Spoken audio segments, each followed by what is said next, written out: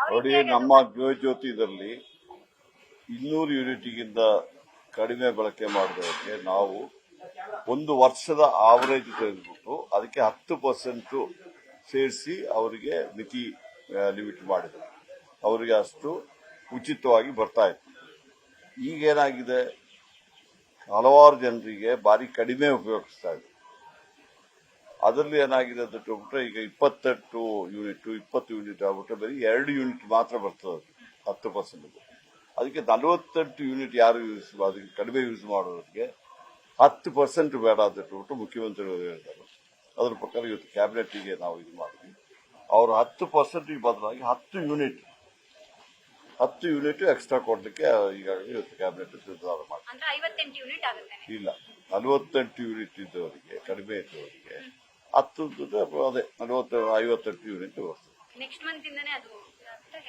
ಹೌದು, next month next billing date ಇಂದ ಅದು ನೋಡ್ಬೋದು. ಬಿಲ್ಲಿಂಗ್ ಡೇಟ್ ಆಗ್ತದೆ. ಹೌದು, ಹೊರೆ ಆಗ್ತದೆ. ಅದ್ರ ಬಡವರಿಗೆ ಅನುಕೂಲ ಆಗ್ತದಲ್ಲ. ಎಷ್ಟೋ ಜನರಿಗೆ ತೊಂದರೆ ಆಗ್ತಾ ಇದೆ. ಅವ್ರಿಗೆ 0 ಬಿಲ್ ಬರ್ತಾ ಇರಲಿಲ್ಲ.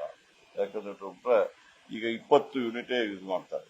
ನಾವು 2 ಯೂನಿಟ್ ಕೊಡ್ತೀವಿ, 22 ಕೊಡ್ತೀವಿ. 22 ಯೂನಿಟ್ಲಿ ಅವ್ರಿಗೇನು ಅನುಕೂಲ ಆಗೋದಿಲ್ಲ. ಈಗ ಪ್ರಕಾರ 10 ಯೂನಿಟ್ ಬಿಟ್ರೆ 20 ಯೂನಿಟ್ಗೆ ಇನ್ನೊಂದು 10 ಯೂನಿಟ್ 30 ಯೂನಿಟ್ ಕೊಡ್ತೀವಿ. ಅದಕ್ಕೆ ಆ ಪರ್ಸೆಂಟೇಜ್ ಕಡಿಮೆ ಬಳಕೆ ಮಾಡಿದವರಿಗೆ ಪರ್ಸೆಂಟೇಜಿನಿಂದ ಏನು ಅನುಕೂಲ ಆಗುತ್ತಾ, ನಾವು ಜನಸಾಮಾನ್ಯರಿಗೆ ಆರ್ಥಿಕವಾಗಿ ಹಿಂದುಳಿದವರಿಗೆ ಎಲ್ಲ ಸಹಾಯ ಆಗಲಿ ಅಂತ ಈ ಸ್ಕೀಮ್ ತಂದಿದೆ. ಅದರಿಂದ ಅವ್ರಿಗೆ ಸಹಾಯ ಆಗುವಂತ ಕೆಲಸನ ಇವತ್ತು ಸ್ವಲ್ಪ ಹೊರೆ ಆಗ್ತದೆ ಸರ್ಕಾರಕ್ಕೆ. ಆದರೂ ಸಮೇತ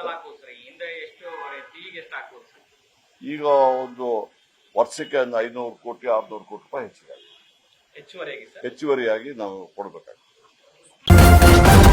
ನ್ಯೂಸ್ ಫಸ್ಟ್ ನಿರ್ಭೀತಿಯಿಂದ ನಿಮ್ಮ ಪರವಾಗಿ.